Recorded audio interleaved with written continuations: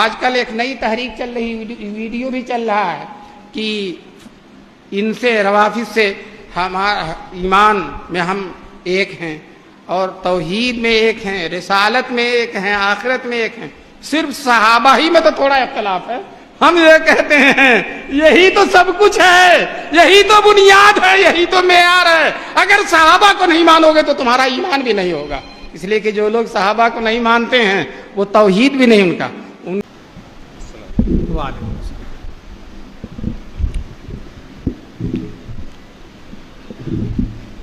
الحمدللہ نحمده ونستعینه ونستغفره ونؤمن به ونتوکل علیہ ونعوذ باللہ من شرور انفسنا ومن سیئات اعمالنا من يهده الله فلا مضل له ومن يضلله فلا هادي له واشهد ان لا اله الا الله وحده لا شريك له واشهد ان سيدنا ومولانا محمدا عبده ورسوله صلی اللہ علیہ وسلم۔ اعوذ باللہ من الشیطان الرجیم، بسم اللہ الرحمن الرحیم۔ وَكُلًّا وَعَدَ اللَّهُ الْحُسْنَىٰ صدق اللہ العلی العظیم۔ وقال النبی صلی اللہ علیہ وسلم لا تسبوا اصحابی فإن أحدكم لو أنفق مثل أحد ذهبا ما بلغ مد أحدهم أو نصيفهم أو كما قال النبي صلی اللہ علیہ وسلم۔ رسول صلی اللہ علیہ وسلم دین خدا کے اگر نمونہ تھے، رسول دین خدا کے اگر نمونہ تھے، صحابہ دیکھنے والے تھے اس نمونے کو۔ دوستو، یہ اسٹیج اللہ تبارک تعالیٰ اس کو سلامت رکھے اور ہم سب کو جو ہے اس عظیم اجلاس کی قدر کرنے کی توفیق نصیب فرمائے۔ پوری دنیا میں اس شان کے ساتھ مدح صحابہ کا یہ اسٹیج جو سجتا اور دھجتا ہے، دوستو اس کی نظیر کہیں نہیں ملے گی انشاءاللہ۔ اور میں ہر سال کہتا ہوں، اب بھی کہہ رہا ہوں، انشاءاللہ قیامت تک جاری رہے گا انشاءاللہ۔ 10 محرم کو قیامت آئے گی، 9 محرم تک یہ جلسے ہوتے رہیں گے انشاءاللہ۔ کہتے ہیں کہ 10 محرم کو قیامت آئے گی، صحیح روایتوں میں تو نہیں ہے لیکن جو ہے روایتیں، اس کو مانا جا سکتا ہے۔ بہرحال چونکہ اس اجلاس کی نیت صحابہ سے ہے، لوگ کہتے ہیں 15 دن ذکر صحابہ، 15 دن ذکر صحابہ، ہم کہتے ہیں اس اجلاس میں ذکر صحابہ کے علاوہ طبیعت چلتی ہی نہیں، اور کوئی موضوع بولنا چاہتے ہیں لیکن مولانا روم نے جو شعر کہا، قافیہ اندیشم و دلدار ماں گویدم اندیش جز دیدار ماں، قافیہ سوچتا ہوں، شعر بنا مثنوی ہے بہت بڑی ان کی، میں قافیہ سوچتا ہوں تو میرا محبوب کہتا ہے میرے دیدار کے علاوہ کچھ مت سوچنا۔ تو اسی طرح سے 1 سے لے کر 10 محرم تک موضوع سوچتے ہیں تو ہمارے محبوب اللہ تبارک تعالیٰ رسول اللہ صلی اللہ علیہ وسلم کہتے ہیں ہمارے صحابہ کے علاوہ کچھ مت سوچنا، جو کچھ ذکر ہوگا صحابہ، سال بھر تو ہر ذکر ہوتا ہی ہوتا ہے، کیوں؟ صحابہ کا ذکر اس لیے ضروری ہے، غور سے سنیے گا، صحابہ کو مانے بغیر، صحابہ کا اعتقاد رکھے بغیر، ان کی عظمت کو تسلیم کیے بغیر نہ ایمان، نہ توحید مکمل ہو سکتا ہے، نہ رسالت مکمل ہو سکتی ہے، نہ آخرت مکمل ہو سکتی ہے، اور نہ قرآن پر ایمان مکمل ہو سکتا ہے، اور نہ اللہ اور اس کے رسول پر ایمان مکمل ہو سکتا ہے جب تک کہ صحابہ کرام پر ایمان نہ لائیں اور صحابہ کی عظمت کو ہم نہ مانیں۔ حدیث ہے، رسول پاک صلی اللہ علیہ وسلم فرماتے ان اللہ اختارنی، اللہ تعالیٰ نے مجھے چنا ہے ساری کائنات میں ختم رسول بننے کے لیے، محبوب رب العالمین بننے کے لیے اللہ تبارک تعالیٰ نے حضور صلی اللہ علیہ وسلم کو چنا ہے۔ چنانچہ ایک دن حضور اپنے مکان دولت خانے کے اندر موجود تھے، باہر صحابہ بیٹھے ہوئے ہیں، کوئی کہہ رہا ہے حضرت ابراہیم علیہ السلام خلیل اللہ ہیں، کوئی کہہ رہا ہے حضرت موسیٰ علیہ السلام کلیم اللہ ہیں، کوئی کہہ رہا ہے حضرت عیسیٰ علیہ السلام روح اللہ ہیں، کوئی کہہ رہا ہے حضرت آدم علیہ السلام صفی اللہ ہیں۔ یہ باہر لوگ کہہ رہے تھے، اتنے میں رسول پاک صلی اللہ علیہ وسلم تشریف لائے، اندر سے سب کی گفتگو سن رہے تھے۔ حضور نے کہا تم نے جو کہا بالکل صحیح کہا، آدم صفی اللہ ہیں، عیسیٰ روح اللہ ہیں، موسیٰ کلیم اللہ ہیں، ابراہیم علیہ السلام خلیل اللہ ہیں، لیکن تمہارے نبی حبیب اللہ ہیں، تمہارے نبی حبیب اللہ ہیں۔ کہتے ہیں تو جو اللہ کا محبوب ہوا خوب ہوا، تو جو اللہ کا محبوب ہوا خوب ہوا، اے نبی خوب ہوا خوب ہوا خوب ہوا، تو جو اللہ کا محبوب ہوا خوب ہوا۔ تو دوستو اس حدیث سے پتہ چلتا ہے اپنی محبت کے لیے، اپنی رسالت کے لیے، ختم المرسلین بننے کے لیے، خیر البشر بننے کے لیے رسول پاک صلی اللہ علیہ وسلم کو اللہ نے چن لیا تھا اپنی ساری مخلوق میں۔ وہی رسول جو اللہ کی طرف سے چنے گئے ہیں، وہی رسول فرماتے ہیں کہ جس طرح سے اللہ نے مجھے چنا ہے اسی طرح سے میرے صحابہ کو چنا ہے۔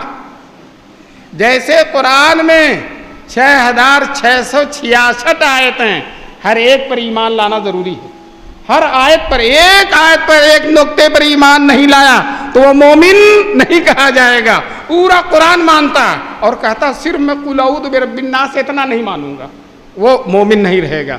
اسی طرح سے اگر کوئی سارے صحابہ کو مانتا اور ایک صحابی کو بھی نہیں مانتا ہے تو پھر رسول پاک صلی اللہ علیہ وسلم کی عظمت کا، حضور کی محبت کا وہ حق ادا نہیں کرتا ہے اور اپنے ایمان کی کوتاہی کا وہ اقرار کرتا ہے۔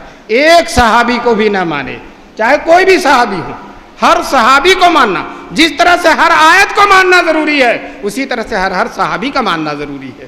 دوستو بہت سے لوگ کہتے ہیں ان کو مانیں گے، حضرت ابو بکر صدیق کو، عمر کو مانیں گے رضی اللہ عنہ، لیکن کسی ایک صحابی کے بارے میں بھی کچھ اگر کہہ دے گا، تنقید کر دے گا تو وہ رسالت پر گویا الزام لگا رہا ہے، حضور پر الزام لگا رہا ہے۔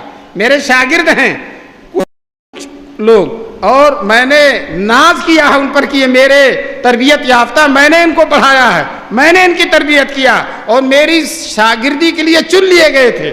اب کوئی اس میں سے ایک میں بھی عیب لگاتا ہے تو وہ مجھ پر عیب لگاتا ہے۔ تو رسول پاک صلی اللہ علیہ وسلم نے کہا اللہ نے میرے سارے صحابہ کو چن لیا ہے، اب کوئی ایک صحابی کو بھی مورد الزام ٹھہراتا ہے تو اللہ کے چنے ہوئے پر، اللہ کے منتخب کیے ہوئے پر اور رسول پاک کی صحبت اٹھائے ہوئے پر وہ تنقید کرتا ہے۔ مثال کے طور پر بہت سے لوگ حضرت کاتب وحی سیدنا حضرت معاویہ رضی اللہ تعالیٰ عنہ ان پر تنقید کرتے ہیں۔ بہت سے لوگ مسلمان ہونے کا دعویٰ کرتے ہیں، اہل سنت والجماعت ہونے کا دعویٰ کرتے ہیں اور سیدنا حضرت معاویہ رضی اللہ تعالیٰ عنہ کے خلاف زبان کھولتے ہیں۔ یاد رکھو تو اللہ حلیم ہے اور حضور کی برکت ہے کہ اس امت میں عذاب نہیں آتا، ورنہ جس دن حضرت معاویہ کی تنقید کریں گے زبان ٹیڑھی ہو جانا چاہیے، چہرہ کالا ہو جانا چاہیے، نحوست چہرے پر اتر آنی چاہیے۔ لیکن بہرحال اللہ تعالیٰ کی ذات حلیم ہے۔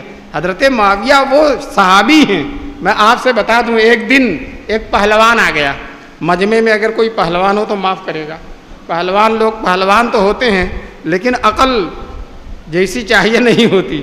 وہ پہلوان آ کر حضور بیٹھے ہوئے ہیں اور حضرت معاویہ بھی بیٹھے ہوئے ہیں حضور کے ساتھ، وہ آ کر حضور سے ایسے کہتا ہے، چیلنج کرتا ہے اللہ کے رسول مجھ سے کشتی لڑ لیجئے۔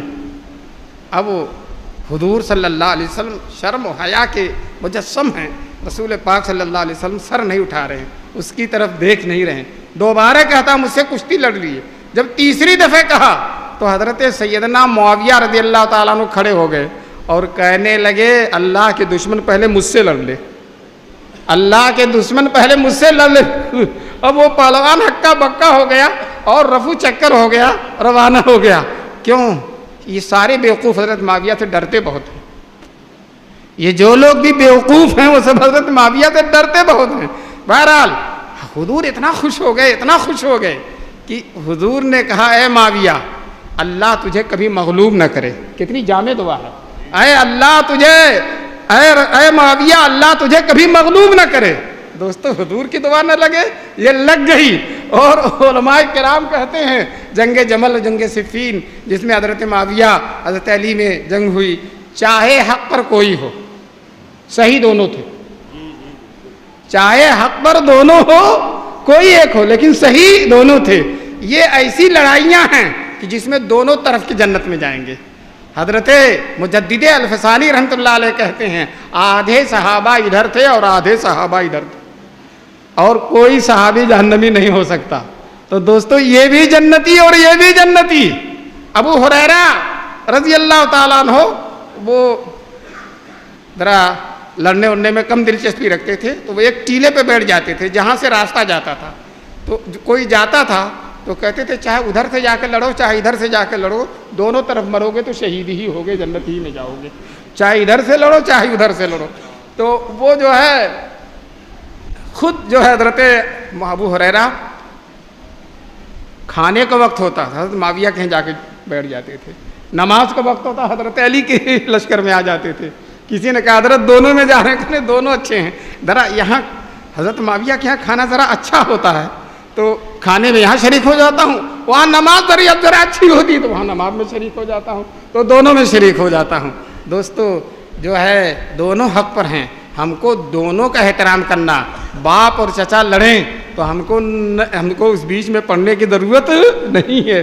اور ہم اگر بیچ میں ہم پڑھتے ہیں تو ہم تو اس برہمن سے بھی زیادہ بیوقوف ہیں. ایک برہمن کے دروازے پر گائے بھی بدھی ہوئی تھی اور پیپل کا درخت بھی تھا، اور گائے پیپل کو کھا رہی تھی. تو ایک مسلمان نے کہا آئیے پنڈت جی یہ دیکھیے کیا تماشا ہو رہا ہے، یہ بھی آپ کے بھگوان ہے، یہ بھی ایک بھگوان دوسرے بھگوان کو کھا رہا. تو کہنے لگے مولوی جی یہ دونوں ہمارے بھگوان ہیں، آپس میں نمٹ لیں گے، ہم کو بیچ میں پڑھنے کی ضرورت نہیں، ہم کو بیچ میں پڑھنے کی ضرورت نہیں ہے. تو دوستو ہمارے لیے تو دونوں عظیم ہیں، ہمارے لیے تو دونوں سرمایہ سعادت ہیں، دونوں ہمارے آنکھوں کے نور ہیں، دونوں ہمارے دل کے سرور ہیں. دوستو ہم کو ان سے بھی محبت ہے اور ہم کو ان سے بھی محبت ہے. یہ ہے اہل سنت والجماعت کا طریقہ، یہی ہے ایمان، قرآن پر ایمان، یہی ہے رسول پاک پر ایمان، یہی ہے اللہ کی ذات پر ایمان، یہی ہے اسلام کی حقیقت اور حقانیت کی.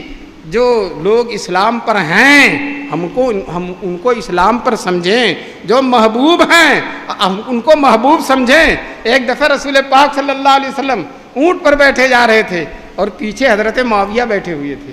پیچھے بتاؤ کوئی اپنے دشمن کو اپنی سواری پہ اپنے ساتھ بیٹھا تھا؟ تو حضرت معاویہ بیٹھے، حضور نے مڑ کر کہا معاویہ میرے جسم کا کون سا حصہ تمہارے جسم سے لگ رہا؟ تو حضرت معاویہ رضی اللہ تعالیٰ عنہ نے کہا کہ اے اللہ کے رسول میرا پیٹ اور میرا سینہ آپ کی پیٹھ سے لگ رہا ہے، پیٹ اور سینہ آپ کی پیٹھ سے لگ رہا ہے. تو حضور دعا دیتے ہیں اللہم املأہما علما، اے اللہ دونوں کو علم سے بھر دے، اے اللہ دونوں کو علم سے بھر دے. حضرت معاویہ کے سینے پیٹ کو علم سے بھرنے کی دعا دی ہے نبی پاک صلی اللہ علیہ وسلم. دوستو جس کے لیے حضور دعائیں دیں ہم کو معاویہ معاویہ کہیں، کتنی بدتمیزی کی بات ہے، کتنی بے ادبی کی بات ہے. سچ کہتا ہوں اگر حضور کے سامنے کوئی معاویہ کہہ دے گا حضور سے تماچا لگا دیں گے.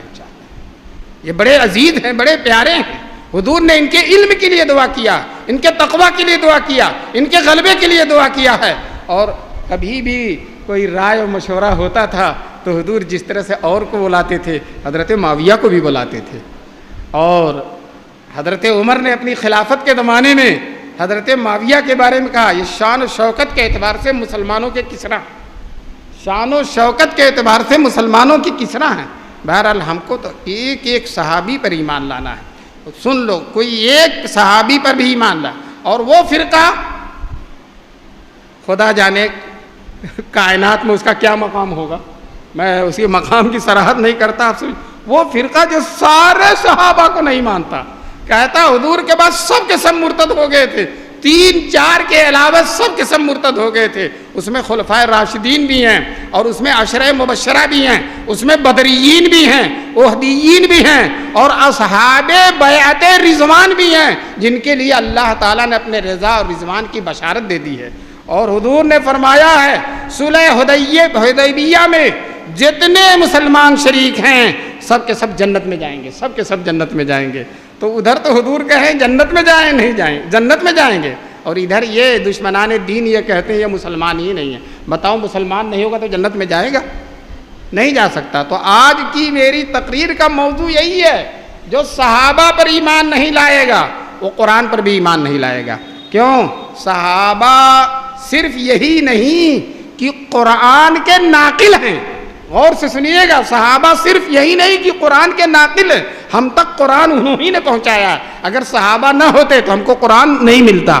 تو قرآن کے جس طرح سے ناقل ہے صحابہ, اسی طرح سے قرآن میں داخل ہے صحابہ. قرآن میں صحابہ داخل ہیں. چنانچہ بہت سی آیتیں قرآن میں ہیں جو صحابہ کی زبان پر نکلی اور اللہ نے ان کو وحی الہی بنا دیا. حضرت عمر رضی اللہ تعالیٰ عنہ نے ایک دن حضور سے کہا کہ ہم طواف کرتے کرتے جب مقام ابراہیم پر پہنچے تو کاش کی 2 رکعت نماز پڑھ لیا کریں, کاش کی اب تک 2 رکعت نماز نہیں پڑھی جاتی تھی. حضرت عمر کے الفاظ ہیں لو اتخذنا من مقام ابراہیم مصلی, کاش کی ہم مقام ابراہیم پر 2 رکعت نماز پڑھ لیتے. حضرت عمر نے کہا. ابھی حضرت عمر کہہ کے فارغ ہوتے ہیں کہ جبریل آتے ہیں اور کہتے ہیں واتخذوا من مقام ابراہیم مصلی. جو الفاظ حضرت عمر کے تھے وہی الفاظ اللہ تبارک تعالیٰ کے بھی تھے. حضرت عمر نے اپنی تمنا کا اظہار کیا تھا اور اللہ تعالیٰ نے اس تمنا کے پورے کرنے کا حکم دے دیا اور قرآن کی آیت بن گئی. تو بتاؤ جس کے زبان سے نکلے ہوئے الفاظ قرآن کی آیت بن جائیں وہ قرآن میں داخل ہے کہ نہیں داخل؟ قرآن میں داخل ہے کہ نہیں؟ حضرت عمر کی یہ شان ہے کہ ان کی زبان سے نکلے ہوئے الفاظ قرآن کریم میں داخل ہوئے. اسی طرح سے آج اللہ تعالیٰ آپ سب لوگوں کو حج کرائے, اور 1400 سال سے جتنے لوگ حج کر رہے ہیں اور جب خانہ کعبہ کا طواف کرتے ہیں اور طواف خانہ کعبہ میں مقام ابراہیم پر 2 رکعت نماز پڑھتے ہیں, ان کو جتنا ثواب ملے گا ان 1400 سال میں کروڑوں اربوں خربوں مسلمانوں کو جتنا ثواب ملے گا اتنا ہی ثواب حضرت عمر فاروق رضی اللہ تعالیٰ عنہ کو ملے گا. کیوں؟ وہ اس کے بانی ہیں. حضور نے فرمایا جو بہترین طریقہ جاری کرتا ہے اس پر جتنے لوگ عمل کرتے ہیں سب کا ثواب اس کو ملتا ہے, اور جو برا طریقہ جاری کرتا ہے تو اس پر جتنے لوگ عمل کرتے ہیں سب کا گناہ اس کو ملتا ہے. تو جنہوں نے صحابہ کی تعریف کا طریقہ جاری کیا ہے, قیامت تک صحابہ کی تعریف کر کے جو لوگ ثواب حاصل کریں گے سب کا ثواب انہیں ملے گا. اور جنہوں نے صحابہ کی مذمت کا طریقہ جاری کیا ہے, جلسے منعقد کر کے بڑے اہتمام کے ساتھ مائک لگا کر پگڑی باندھ کر صحابہ کرام کی مذمت کرتے ہیں, دوستو جتنے بھی ان کے طریقے پر مذمت کریں گے ان کو جتنا گناہ ملے گا اتنا ہی اس بانی کو بھی ملے گا. اور جس طرح سے وہ جہنم میں جائیں گے اسی طرح سے وہ بانی بھی اس طریقے کا جہنم میں جائے گا. اللہ تبارک تعالیٰ ہم سب کو صحابہ کے طریقے پر چلنے کی توفیق نصیب فرمائے. صحابہ اللہ کو بہت پسند ہیں. پورا قرآن آپ پڑھیے آپ کو صحابہ کی تعریف ملے گی. کہیں اللہ کہتے ہیں اولئک هم المفلحون, کہیں اللہ کہتے ہیں اولئک هم الراشدون, کبھی کہتے ہیں اللہ تبارک تعالیٰ جی اولئک هم المتقون. صحابہ متقی ہیں, صحابہ سیدھے راستے پر چلنے والے ہیں, صحابہ کامیاب ہیں.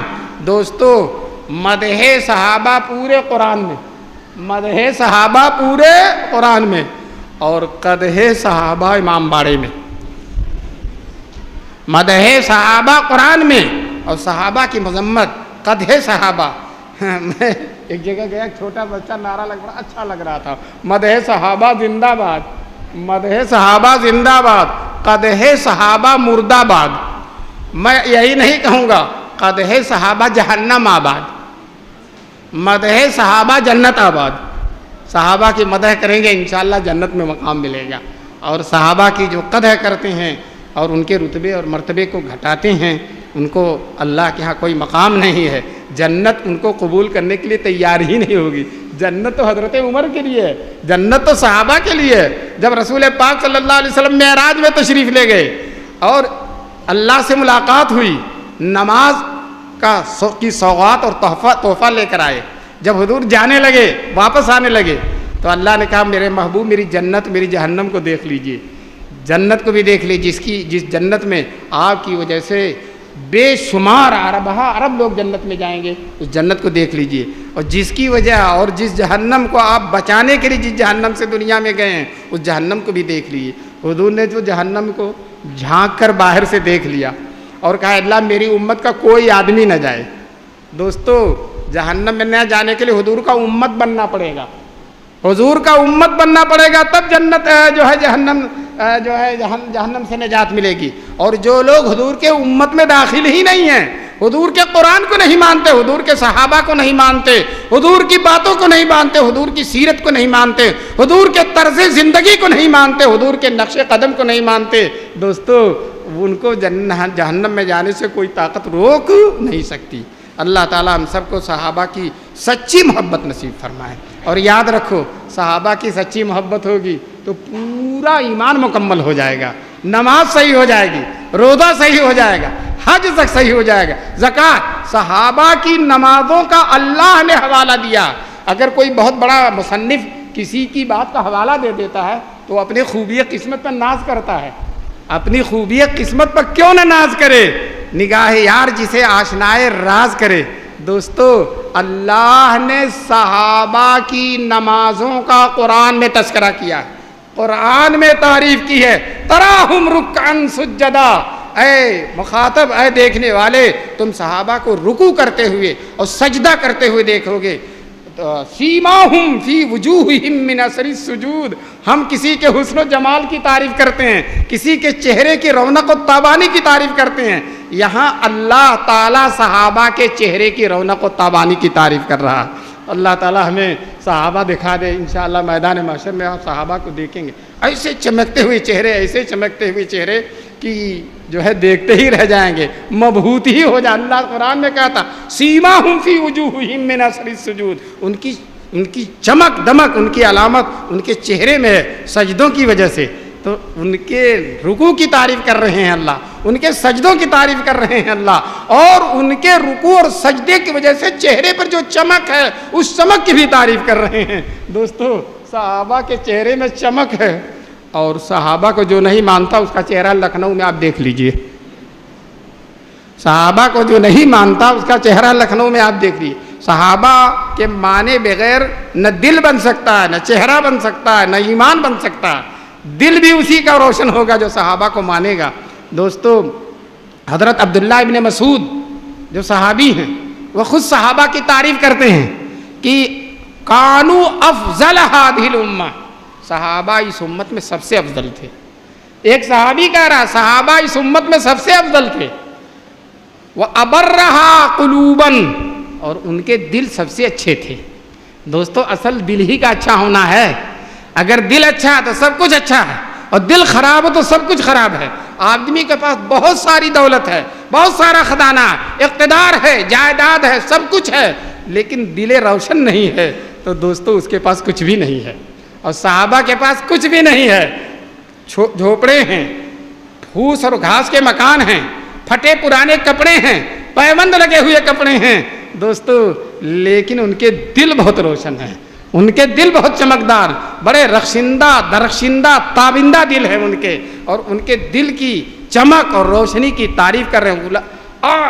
ابرہم قلباً، سب سے زیادہ نیک ہیں دل کے اعتبار سے. شاعر کہتا ہے مجھے ڈر ہے دل زندہ کہیں تو ہی مر نہ جائے، کہ زندگانی عبارت ہے تیرے جینے سے. اور سب سے زیادہ زندہ دل کن کا ہے؟ صحابہ کرام کا. اعمقہم علما، اور سب سے گہرا علم ہے صحابہ کا. امام بخاری، امام ترمذی، امام نسائی، امام ابو حنیفہ اور حسن بصری اور امام مالک، امام شافعی، رازی اور غزالی، مولانا قاسم نانوتوی، مولانا رشید احمد گنگوئی، بڑے بڑے علماء سے پوچھو کہ آپ کو علم کس کے دامن سے ملا ہے تو کہیں گے حضور کے دامن کی ہوا ہے جو صحابہ کے واسطے سے ہم کو ملی ہے. حضور کے دامن کی ہوا ہے جو صحابہ کے واسطے سے ہم کو ملی ہے. دوستو سارے لوگ جو ہے صحابہ کے علم کو تسلیم کرے. امام ابو حنیفہ دنیا کا ایک بہت بڑا حصہ امام ابو حنیفہ کی تقلید کرتا ہے۔ مصر، شام، عراق، ترکی، افغانستان، ہندوستان، دنیا کے بڑے بڑے ملکوں میں ان کی تقلید کرنے والے امام ابو حنیفہ رحمۃ اللہ علیہ کہتے ہیں کسی مسئلے میں اگر صحابہ کا قول ہے اور کسی اور کا قول نہیں ہے تو میں صحابہ ہی کی بات لوں گا، اس لیے ان سے بہتر کسی کی بات نہیں ہوگی۔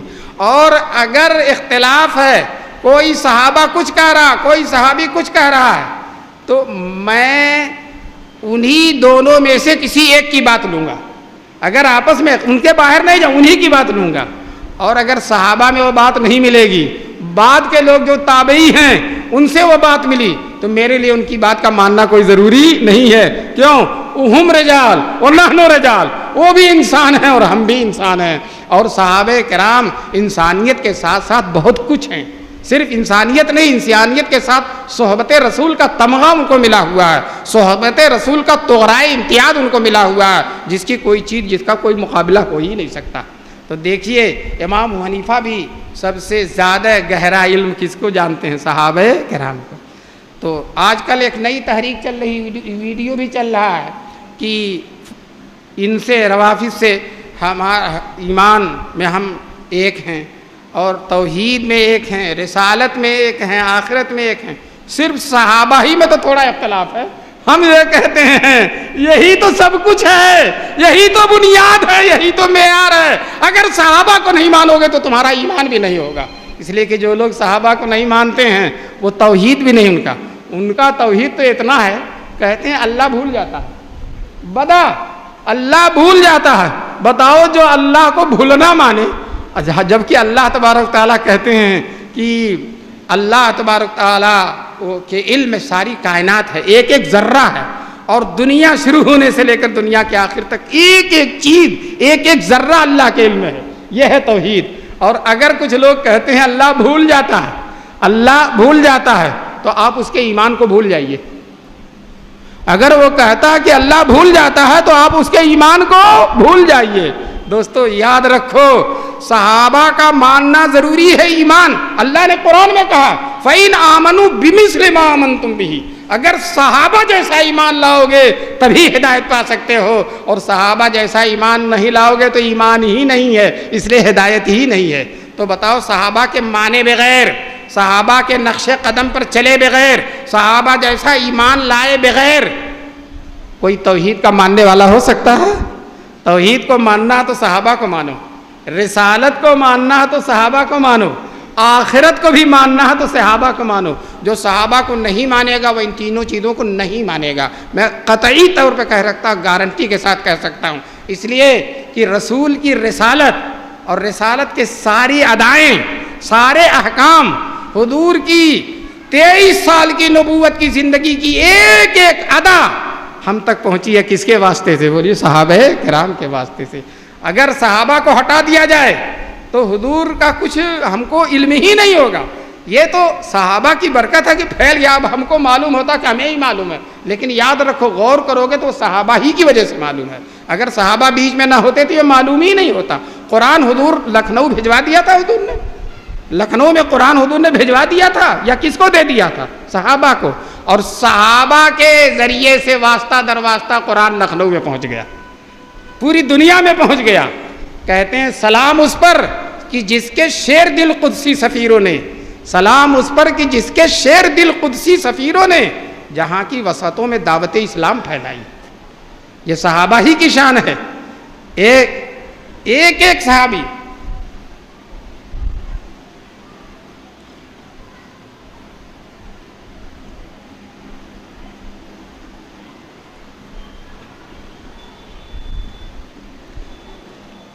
ایک دن حضرت عمر نے حضور صلی اللہ علیہ وسلم سے کہا، اللہ کے رسول، آپ کے گھر میں منافقین بھی آتے ہیں اور دوسرے لوگ بھی آتے ہیں، اور یہودی بھی اور نصرانی بھی، سب لوگ آتے ہیں، آپ ازواج مطہرات سے کہیے پردہ کریں۔ ابھی پردے کا حکم نہیں آیا تھا، لیکن حضرت عمر کے دل میں آ گیا، محدث ہیں، محدث۔ حضور نے فرمایا گزشتہ امتوں میں محدث ہوتے تھے، میری اس امت میں اگر کوئی محدث ہے تو عمر ہے۔ حضور نے فرمایا محدث کس کو کہتے ہیں؟ جس میں اللہ تعالیٰ جس کے دل میں اپنی بات ڈال دیتا تھا. نبی نہیں ہوتا, جبریل نہیں آتے, لیکن اللہ تعالیٰ اپنی بات اس کے دل میں ڈال دیتا ہے, اس کو محدث کہتے ہیں. حضرت عمر فاروق محدث ہیں. انہوں نے کہا اللہ کے رسول کہیے ازواج مطہرات سے کہ پردہ کریں. حضور نے کہا جب اللہ کا حکم نہیں ہوا ہے تو میں کیسے کہہ دوں کہ پردے کا. چند دن کے بعد آیت اتری قل للمؤمنات یغضضن من ابصارهن ویحفظن فروجهن ولا یبدین زینتهن. پردے کی آیت اتر گئی, پردے کی آیت اتر گئی. کس کے کہنے پر پردے کی آیت اتری ہے؟ کس کے ارشاد پر؟ حضرت عمر کی. دوستو میں آپ سے بتاؤں, آج اس وقت سے لے کر آج تک جتنی عورتیں پردہ کرتی ہیں اور پردے کی وجہ سے ان کی عصمت اور عفت محفوظ رہتی ہے, ان سب کا ثواب حضرت عمر فاروق کو پہنچے گا انشاءاللہ. ساری پردہ نشین خاتونوں پر احسان ہے حضرت عمر رضی اللہ تعالیٰ عنہ کو. میں کہتا ہوں جب حضرت عمر کو نہیں مانتے تو پردہ کیوں کرتے ہو؟ جب حضرت عمر کو نہیں مانتے تو پردہ کیوں کرتے ہو؟ پردہ تو ان کے حکم پر آیا ہے, اور جو ہے یہ نقلی ہی سا پردہ, یہ تم کو حق نہیں ہے. پردہ کرنا ہے تو جس کے حکم کی, جس کی خواہش پر پردے کی آیت اتری ہے اس کو ماننا پڑے گا. دوستو یہ بڑی شان کے لوگ ہیں. حضرت عمر کی خلافت کا آپ مطالعہ کیجئے. حضرت عمر کی جو خلافت کا زمانہ ہے, اتنا سکون, اتنا سکون, اتنا اطمینان, اتنا اطمینان کہ جو ہے حضرت داؤد, حضرت سلیمان کی حکومت کے بعد دنیا میں اتنا اطمینان کسی حکومت میں ملا ہی نہیں ہے جتنا اطمینان حضرت عمر فاروق کے زمانے میں ملا ہے. اور مسلمان وسعت ظرفی ہوتی ہے. حضرت عمر نے کہا جس طرح سے تم مسلمانوں کی حفاظت کرو گے اسی طرح سے ذمیوں کی حفاظت کرو گے, اور کوئی حربی کافر امن لے کر تمہارے ملک میں آ جائے گا اسی طرح سے اس کی بھی حفاظت کرو گے. اور ایک بوڑھا یہودی یا نصرانی تھا, وہ بھیک مانگ رہا تھا. حضرت عمر نے کہا کیوں بھیک مانگ رہے ہو؟ کہا کچھ میرے پاس کچھ ہے ہی نہیں. حضرت عمر نے کہا آئندہ سے ان کو بھی وظیفہ دیا جائے. ہے کوئی حکومت جو دوسرے مذہب والوں کو بھی وظیفہ دیتی ہے؟ یہ حضرت عمر کی شان تھی. دوستو جو ہے کہتے ہیں اتنا اطمینان, اتنا اطمینان. حضور نے بشارت دی تھی ایک زمانہ آئے گا کہ صنعاء مدینے سے لے کر صنعاء یمن تک کوئی عورت چلی جائے گی, اس کو راستے میں کوئی چھیڑنے والا نہیں ملے گا. دوستو وہ زمانہ حضرت عمر کا زمانہ تھا, حضرت عمر کا زمانہ تھا. اتنا اطمینان, اتنا اطمینان. اور دوستو رعایا اتنی جو ہے خوشحال ہے, غلے کا انبار آ رہا ہے, مختلف ملکوں سے غلے منگوائے جا رہے, سستے دام میں لوگوں کو غلہ دیا جا رہا. اتنا سکون کا سانس لیا رعایا نے حضرت عمر کی خلافت کے زمانے میں. دوستو جس دن خلیفہ بنے تھے اس دن لوگ ڈر گئے تھے, یہ بڑے سخت ہیں, بڑے سخت ہیں, ان سے شیطان بھی بھاگتا ہے, ان سے شیطان بھی بھاگتا ہے. میرے بھائی نے یاد دلایا کہ تم نے کہا تھا کہ اگر حضرت عمر ایک دفعہ آ جاتے لکھنؤ میں تو مدح صحابہ کے جلسوں کی ضرورت ہی نہ پڑتی. کیوں؟ شیطان ہی نہ آتا, شیطانی حرکتیں ہی نہ ہوتی, اور جو ہے پھر مدح صحابہ کے جلسے بھی نہ ہوتے. تو دوستو حضرت عمر رضی اللہ تعالیٰ عنہ کے زمانے میں اتنا سکون ہے, اتنا سکون ہے کہ حد سے زیادہ ہے. کوئی چھوٹے سے بڑے سب کا وظیفہ متعین کر دیا. دوستو لوگ کیا کیا کہتے ہیں, حضرت حسین کا وظیفہ 4-5 ہزار رکھا. حضرت حسین کو مہینے میں 5,000 یا سال میں 5,000 دیا کرتے وظیفہ, گھر بیٹھے بیٹھے. حضرت حسین کو تم تو صرف آنسو بہا لیتے ہو, ایک پیسہ بھی نہیں دیا ہوگا تم نے حضرت حسین کو, ایک پیسہ بھی نہیں دیا ہوگا. اور حضرت عمر فاروق ہر سال یا ہر مہینہ, مجھے تفصیل یاد نہیں ہے, 5,000 روپیہ حضرت حسین کی خدمت میں پیش کر دیا کرتے تھے, اور حضرت حسین خوشی خوشی لے لیا کرتے تھے. اگر حضرت حسین حضرت عمر سے مطمئن نہ ہوتے وظیفہ لیتے. آپ کو اگر کوئی ایسا آدمی جس کو آپ پسند نہیں کرتے, جس سے آپ کو نفرت ہو, وہ کوئی چیز دے گا تو آپ حتی الامکان لینا نہیں چاہیں گے. لیکن حضرت حسنین, چاہے حضرت حسن ہوں چاہے حضرت حسین ہوں, 5,000 دونوں کا وظیفہ ہے. اور اپنے بیٹے عبداللہ ابن عمر کا 4,000 رکھا. عبداللہ ابن عمر نے کہا میں حضور کے زمانے میں جہاد کرتا تھا, میں حضور کے زمانے میں جہاد کرتا تھا, اور یہ حسن حسین بچے تھے, حضور کے زمانے میں جہاد نہیں کرتے تھے اور ان کا وظیفہ 5000 ہے اور میرا وظیفہ 4000 ہے. حضرت عمر نے کہا ان کا باپ تمہارے باپ سے اچھا. یہ حضرت عمر کی تواضع ہے, حضرت عمر کی تواضع ہے. ورنہ حضرت عمر جس ترتیب سے خلافت ہے اسی ترتیب سے عظمت ہے اور اسی ترتیب سے فضیلت ہے اور اسی ترتیب سے شان ہے. تو دوستو, اور کہا ان کے نانا تمہارے نانا سے اچھے تھے, ان کی ماں تمہاری ماں سے اچھی ہے, اس لیے میں نے ان کا وظیفہ زیادہ کر دیا. حضرات حسنین سے محبت ہے, اپنے بیٹے کو ترجیح دیتے ہو, اور تم اگر حضرت حسین سے محبت سال بھر اپنے بیٹوں کو پالتے ہو اور محرم میں 10 دن جو ہے حضرت حسین کے نام پر سبیل تھوڑا سا پانی وانی پلا دیتے ہو اور کہتے ہو محبت کا حق ادا ہو گیا. محبت کا حق تم نہیں ادا کرو گے, محبت کا حق تو حضرت فاروق نے ادا کیا ہے, محبت کا حق تو حضرت فاروق نے ادا کیا ہے. دوستو, حضرت فاطمہ جب بیمار ہوئی تو حضرت ابو بکر صدیق رضی اللہ تعالیٰ عنہ عیادت کے لیے گئے, دروازے پر کھڑے ہیں اور حضرت علی جا کر حضرت فاطمہ سے کہتے ہیں خلیفہ رسول تمہاری بیمار کرسی کے لیے آئیں, کیا میں انہیں آنے کی اجازت دے دوں؟ فاطمہ نے کہا ضرور ان کو دے دیجیے, ضرور ان کو دے دیجیے.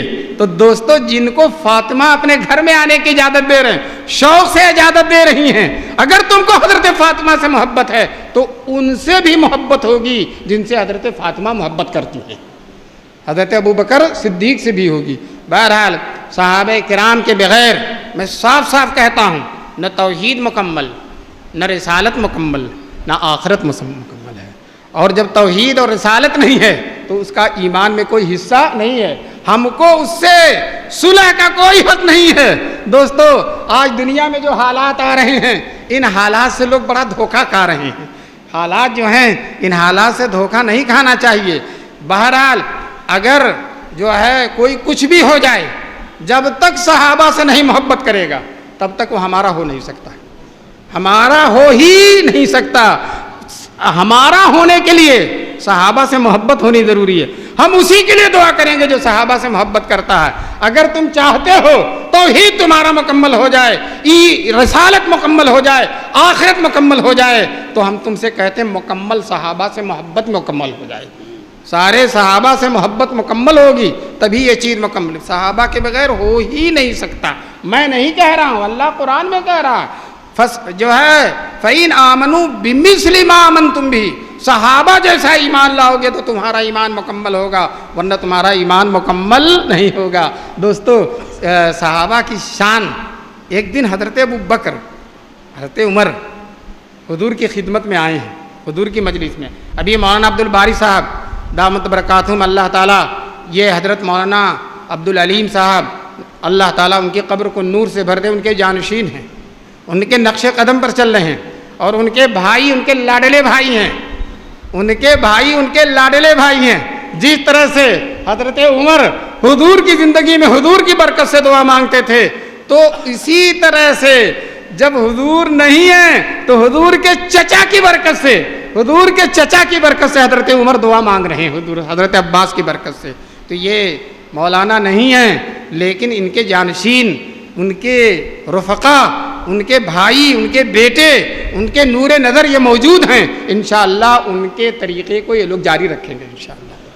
میں ابھی اس جلسے میں آنا تھا, کچھ دارالعلوم میں مصروفیت زیادہ بڑھ گئی ہے, تھوڑا سا تذبذب ہو رہا تھا کہ جب کام بہت ہے, مصروفیت بہت ہے, 1 سال ناغا بھی ہو جائے گا تو کوئی حرج نہیں ہے. تب تک میں نے حضرت مولانا عبد العلیم صاحب کو خواب میں دیکھ لیا, حضرت مولانا عبد العلیم صاحب کو رحمۃ اللہ علیہ کو خواب میں دیکھ لیا. دوستو, میں نے سمجھ لیا کہ مولانا کی خواہش و تمنا ہے کہ میں آؤں. چنانچہ میں نے فوراً حامی بھر دی کہ میں ہر حال میں آؤں گا. مولانا مجھ سے بہت محبت کرتے تھے. میں شورا کی میٹنگ ہو رہی تھی, ابھی میٹنگ چل ہی رہی تھی, مجھ کو شورا کے لوگوں نے نائب محتمم بنا دیا. مولانا نے فوراً باہر نکل کر سب سے پہلے مجھے اطلاع دی, سب سے پہلے مجھے خبر دی کہ مولانا آپ کو نائب محتمم بنا دیا گیا. بہت پیار و محبت کا معاملہ تھا. اللہ تعالیٰ ان کو بہترین بدلہ نصیب فرمائے.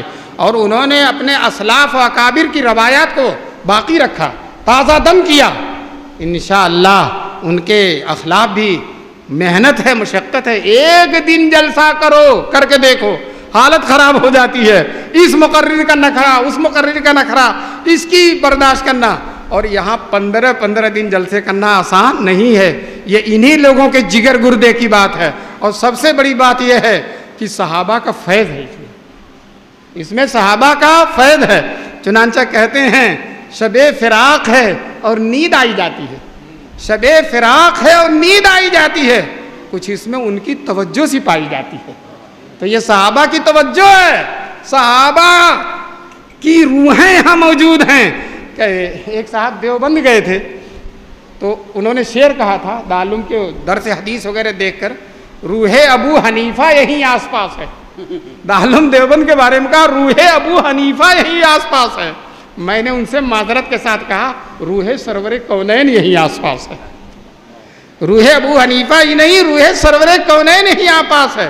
حضور کی حدیثوں کا جتنا درس وہاں دیا گیا ہے 1400 سال میں شاید مشکل سے کہیں دیا گیا ہوگا, جتنا درس وہاں دیا گیا ہے.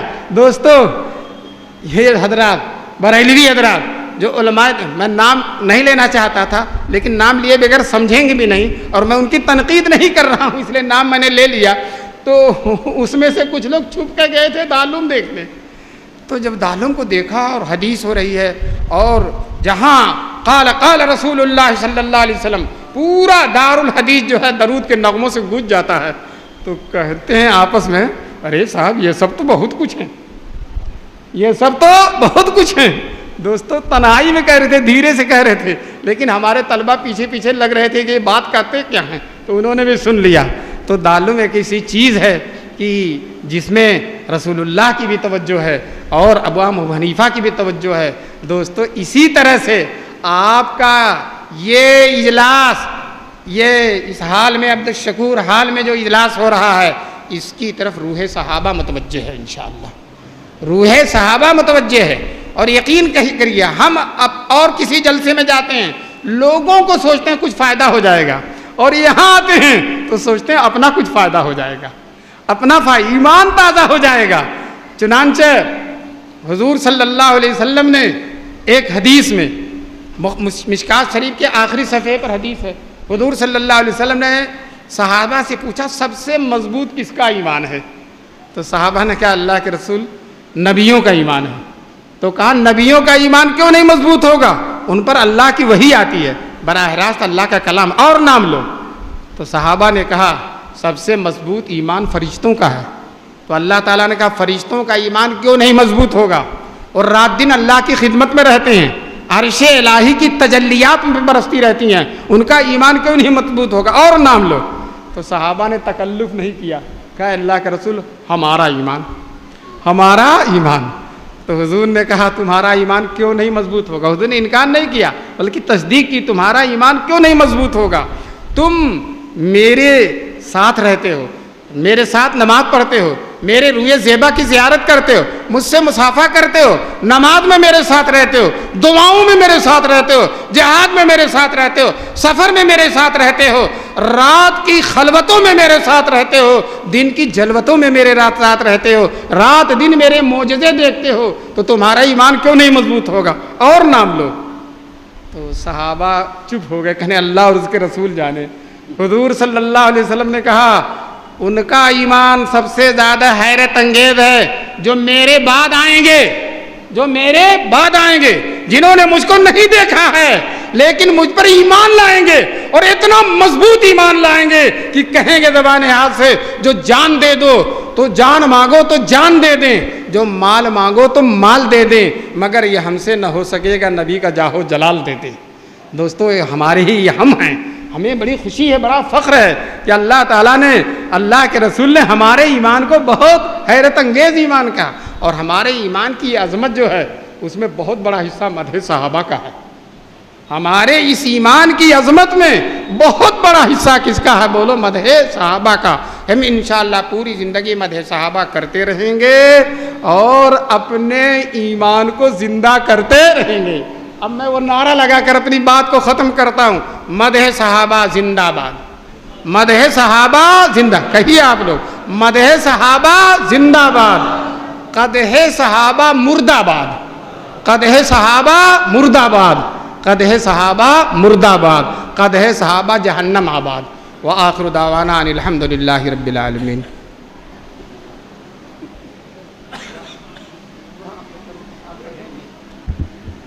لا الہ الا اللہ وحدہ لا شریک لہ لہ الملک ولہ الحمد وہو علی کل شیء قدیر۔ ربنا آتنا من لدنک رحمتا وہیئ لنا من امرنا رشدا۔ ربنا اصرف عنا عذاب جہنم ان عذابها كان غراما۔ ربنا هب لنا من ازواجنا وذرياتنا قرة اعین وجعلنا للمتقین اماما۔ یا اللہ اپنے کرم سے اپنے فضل سے ہمارے حال پر رحم فرما دے، بری باتوں سے، برے کاموں سے، نفس و شیطان کے دھوکے سے محفوظ فرما دے، جو بیمار ہیں انہیں شفا عطا فرما دے۔ جناب عمر صاحب کے بھائی اور بہن کو اللہ تعالیٰ شفا نصیب فرما دے۔ اے پاک پروردگار پوری امت مسلمہ پر اپنا رحم فرما دے۔ ربنا تقبل منا انک انت السمیع العلیم وتب علینا انک انت التواب الرحیم، آمین برحمتک یا ارحم الراحمین۔ کل حضرت مولانا سید اظہر مدنی جو حضرت مولانا ارشد مدنی کے صاحبزادے